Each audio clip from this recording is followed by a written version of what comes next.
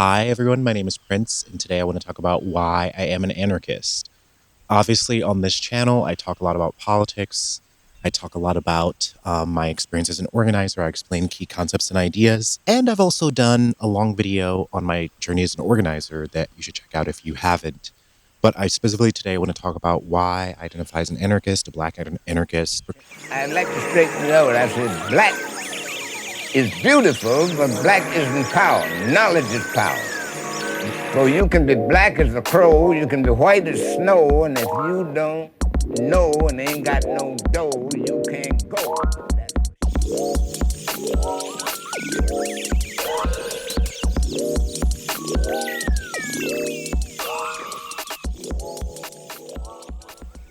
Context, I have identified with anarchism for basically the last 10 years. I've read a lot about anarchism. I've been in a lot of anarchist spaces, and I run a podcast now that is coming on 2 years called The Dugout, a Black Anarchist podcast. I see anarchism as a far leftist ideology that is invested in mutual aid, not charity. So looking at ways that we can share resources and not look for the perfect victim when trying to reallocate things that are needed for community care, community self-defense, harm reduction. So having a fair and horizontal approach to giving and receiving aid. I also see anarchism as an ideology that's committed to non-hierarchicalism.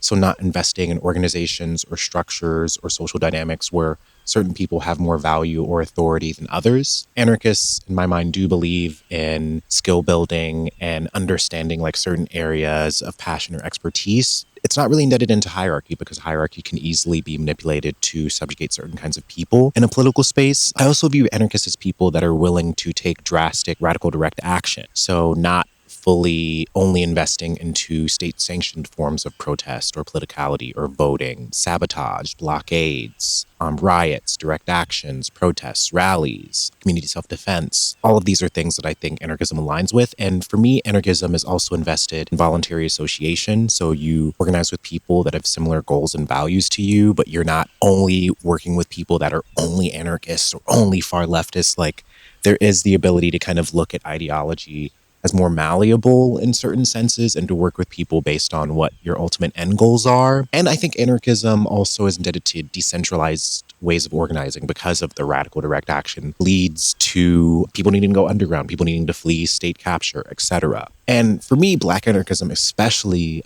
is really freeing because it allows me to connect to my blackness, but not to also not have my blackness restricted by some of the isms in a lot of leftist spaces, especially in the US. I would say I kind of started discovering anarchism when I was in college. I realized like near the end of college that I had friends that identified as anarchists, and I didn't really know what that meant. I just knew it seemed to be the people in my political spaces in my senior year who were organizing together around racial justice and then student government and trying to radicalize the student government. My friends that were more anarchist were way more into talking about international politics and way more into kind of thinking about things on a militant level and how to restructure and demand things of an institution and how to escalate tactics. And so there was a lot of challenging authority amongst the anarchists I knew at that time that I appreciated. And they were also people that like had connections in other regions and places. And I found that to be really inspiring and interesting. And I remember at the end of my senior year, when I was graduating, my anarchist friends were, they kind of painted a vision for us about the kind of future that we could have together and the kind of collective we could build. And granted, things changed. But I remember in college especially, a lot of the people on campus that were normies and scared about talking about Palestine and scared about doing more militant action, I think when I was just learning about shit, I was just like, the Weather Underground makes sense. The Black Panther Party makes sense. And granted, I was much newer then. Even back then, I remember learning about Days of Rage and the Weather Underground and being like, holy fuck, like this is cool as fuck. After college, I moved to Seattle. I was working in Montana in the summer in between. It was a weird time because I think I was just figuring out how to be an adult. I felt that like sadness you have after you graduate. Working in Montana, some of the white people there were weird. I ended up getting a job as a labor organizer and I moved to Seattle. I think that experience turned me towards anarchism even more a little bit because I was overworked. I hated the kind of politics of the job, all of the guilt around it, being paid salary and being asked to be overworked, but I'm fighting for other people's labor conditions. And so I did feel like by this point that certain other leftist political spaces seem to be more into ideology than to confront certain aspects of contradiction and how their progressive work was fighting for a better world, but exploiting people within the organization. And I didn't vibe with that. And I think I resisted a lot, and it really made me uncomfortable. And eventually I got fired. I ended up reading a lot about anarchist politics then, because I was reading Black Seed Journal out of Left Bank Books in Seattle. I got to meet Black folks that were like a lot more militant in the things they wanted to do in the city. And those people, I don't think they necessarily identified as anarchists, but I think they were very much indebted into decolonization. And I think that is like another aspect of Black anarchism that I appreciate. Like, it's a politic that is invested in internationalism and solidarity and decolonization. Okay, wait, let me make sure it's still recording. Is it still recording? I think meeting those people inspired me. And also around that time, I was like, I don't know if I want to live in a gentrified city like Seattle. This feels weird. I need to do something that's going to wake my spirit up. And I ended up traveling to France, backpacking solo for the first time, going to France when it was May, which I didn't know about May Day being a huge thing. And also Nuit Debout was happening, which was a massive labor movement that was happening in France in 2016. And so I went to my first riot, was kettled, had those experiences with like police violence there, got to meet French people that were involved in all these different leftist projects and mutual aid, and got to see and understand how they fought back against the pigs. And that was really cool and useful. I ended up coming back to the US. It was the 2016 presidential election. I got another paid organizing job, hated it, quit it 2 months in. And that was really when my anarchist thoughts really solidified, because I remember I moved back to my college town and I was hanging out with my friends, and there was kind of this anarchist socialist rift. And there's like a socialist organization organizing on campus with students and off campus a little bit.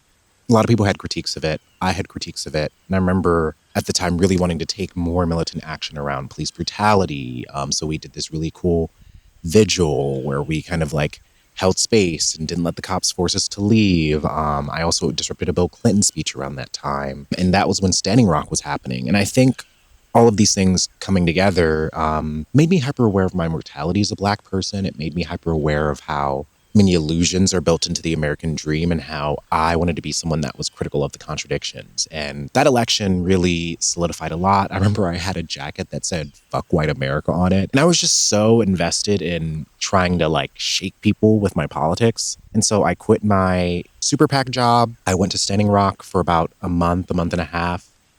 Really was bewildered, inspired, traumatized by my experiences there. It was my first time in the US seeing such a big political space and project where money wasn't needed and people were talking about revolutionary ideology. There were also problems with the movement, certain elders being more centrist and not knowing whether or not state violence was being invited in, and understanding all of the contradictions about that movement, but seeing the power in it and realizing like, I haven't seen something like this be possible, and I know that I'm witnessing and I'm engaging in history. And that was wild, just like seeing LRADs and seeing drones and snipers and helicopters flying over the camp and checkpoints, and really feeling like you were entering a militarized zone, like legit. And that movement was really intense. It was also the first time I experienced like PTSD from political spaces. And I remember going there with comrades and all of us having these intense experiences and bonding and really learning about camaraderie and what it means to call someone a comrade and to be on the front lines with someone and look at them and they look at you. And you know you've got each other. Like, you check in with each other, you debrief. So it was just a really beautiful time. And I really view the friends I had and the comrades I had around that time dearly. Things change. I ended up going to the Philippines, seeing there, learning about the war on drugs, learning about the urban poor, meeting some comrades there. And definitely engaging in politics on an international level became more and more important to me. And then I ended up starting my freelance journalism career. And I think my experiences in organizing, my critiques of mainstream media, all influenced how I did journalism and freelance writing. Like, I wanted to write about police brutality. I wanted to write about social movements. I wanted to write about leftist spaces and ideas. And so I did that. I interviewed a mother whose son was killed by police. I talked about ICE. I talked about immigration in different articles. I interviewed leftist journalists that were covering environmental struggles in the Deep South. I definitely cut my teeth trying to figure out what kind of journalist I wanted to be, especially a radical journalist. And all of that kind of blended with me wanting to write a book about these kind of coming of age political experiences because I'd read so much Black literature and Black radical literature. And I kind of was thinking, I don't think I've read a book that covers the voice of like a Black queer person today, living through these things today, through this explicitly anarchist, decolonial kind of son of immigrants lens. And that's also another thing. I mean, didn't even really mention this, but I think for me, obviously, one of the biggest reasons that I think I'm an anarchist is my upbringing. I mean, I grew up with a Jamaican family. I was born in the US, and I had many people in my family that were deported when I was younger, and it was really intense and rough. And I spent high school visiting a family member prison and just experiencing that. And I think those early experiences with growing up in a Black city, understanding how cops treat you, having the talk, like not growing up with any illusions around the fact that the state just wants to fuck up, kill, or jail Black people, to see that reality impact my stepfather, impact my childhood, my high school years. And so I also think I never entered organizing or politics with any illusions around certain ideas about how the system is just there to kind of help you if you do things the right way. That never made any fucking sense to me. And so I think that fueled a lot of like my early like organizing politics as well, just wanting to be real about the contradictions. I also didn't mention that in high school, I did have a communist teacher that really pushed us and radicalized us. And even then, I would probably say like, oh, I identified as a socialist from like age 14 to like 19. But I do think main leftist ideology I'd been introduced to. Mind you, fast forward to, again, my journalism career, my writing career. I think writing about these politics made me more interested in solidifying a language or a frame of reference. And mind you, this is like 2016, 17. There was Black radical literature out there. Like Black anarchist thinking was kind of out there, but I can say in the last 10 years, I've seen a lot more material develop. I've seen a lot more people in the media space talk about Black radicalism. There's obviously more writers and books like As Black as Resistance, The Belly of the Beast, other texts that are out there. I think when I was coming into it on a writing level, one of the reasons I wanted to write my book is because I don't think I read anything in the contemporary space. And now I'm glad that there's a lot more. And so I ended up getting more into journalism. I was starting to write my memoir, my book. I was refining my politics, going back to other countries, visiting comrades that I'd met, engaging in different movements in Ohio, writing more of my book, getting involved in different campaigns and work weekends and different struggles around the Midwest, meeting people, engaging with their politics. I'm really learning how networks of people work at an anarchist level across like their region and inviting people in. And that was really fun. And of course, 2020 hit. I was deep into doing a lot of mutual aid organizing in my city around Black, queer, and trans communities. And I did a lot of trainings in 2020, was a part of a lot of different actions, learned a lot about counterinsurgency. I feel like my experience in direct action and Black Bloc and anti-fascism taught me to kind of begin to understand counterinsurgency, and I definitely did a lot more reading about counterinsurgency and abolition that year. And there's just a lot of community conflict. And I was working through trying to have conversations with different people and learning about what was going on and navigating my own feelings about things that were happening. And by the end of that year, I knew I needed to take a break. And so after that, I think my work shifted to meeting up with different comrades in different cities and kind of learning and tapping in, but taking a break locally, working a lot more on my writing, engaging in kind of other collectives and movements that I knew. And I really do think through 2020 and after, I saw how my anarchism helped me kind of navigate being an adult in a fucked up capitalistic world. It definitely has guided me through different election seasons. And fast forward to 2022, I published my book in that fall, ended up going on book tour and moving to New York City. And New York City was an interesting time. Like, I really enjoyed it. I look back fondly. I do sometimes wish I was living there again. But I also thought the city was sometimes hard because of the amount of wealth and economic disparity and how much things cost and the ways it's difficult to manage your time there and how that doesn't lean into people being able to build grassroots community in the way that I recognized in a place that I'd grown up in. And there's a lot of things about that where it's like, I didn't grow up in New York. I was only in my first year. It takes time to learn and meet and navigate people.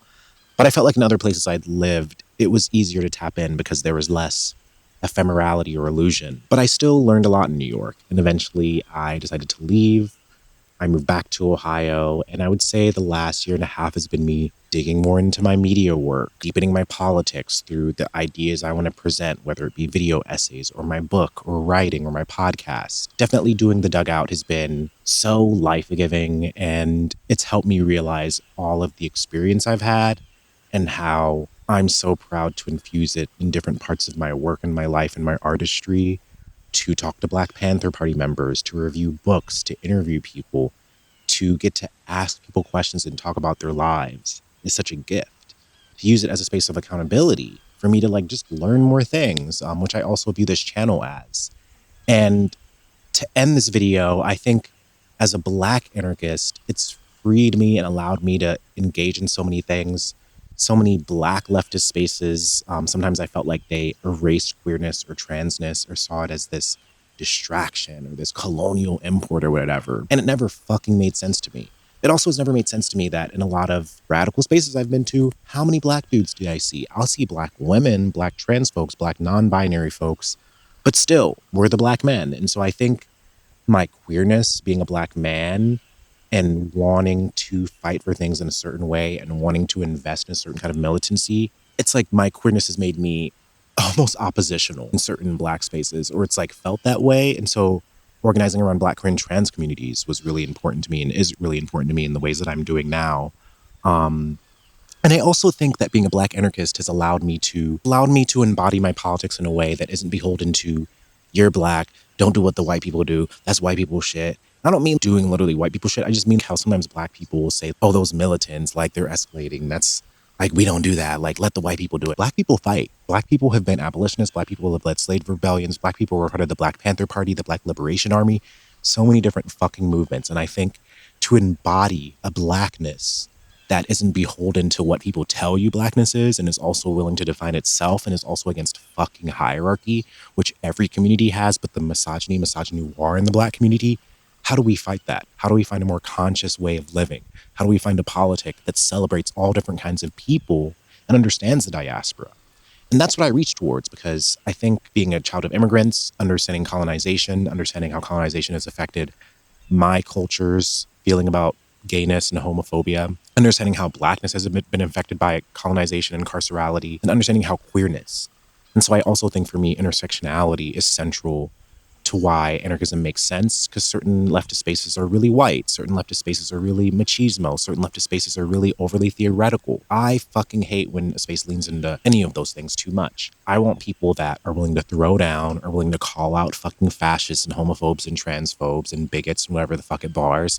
I want people that know how to be scrappy, to dumpster dive, to do DIY projects, to build the systems now on community levels that we're going to need through this collapse. And I don't hyperfixate on like labor as the main side of organizing. Like, I do think working class struggle and class distinctions are important, but I think the social shit, the cultural revolution, how we throw down together, how we show up together, how we navigate our entire lives on a political level, and how we upend hierarchy. It's how you liberate yourself, but not in the hyper individualistic way that capitalism and self-care teaches you, but it's how you lean into the most powerful version of yourself, and you have that most powerful version show up alongside other people, that you're helping them build their power as well. And so I just feel really grateful to be on this journey. I feel really grateful to be 10 years in. I feel really grateful to be doing work that helps me be recognizable to other leftist folks, other Black leftist folks, like being able to meet Ashanti Alston earlier this year, being able to meet Jamal Joseph on my book tour, understanding that I'm trying to speak and create a language that is a part of a continuum that I have been proud of,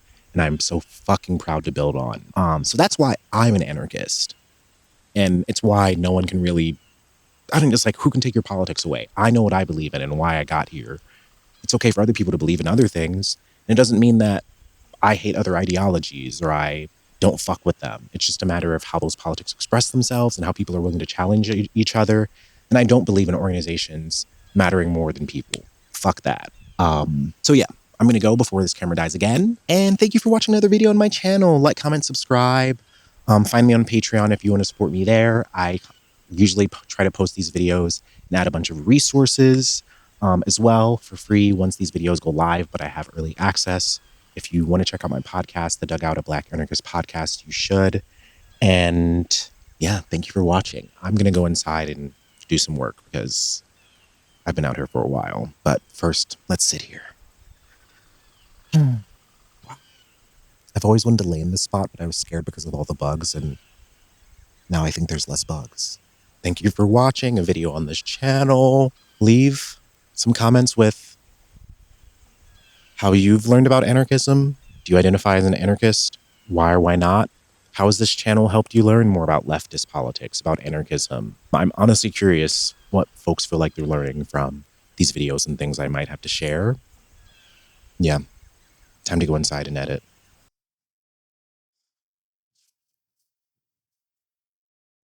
I'd like to straighten it out. I said, black is beautiful, but black isn't power. Knowledge is power. So you can be black as a crow, you can be white as snow, and if you don't know and ain't got no dough, you can't go, and that's for sure.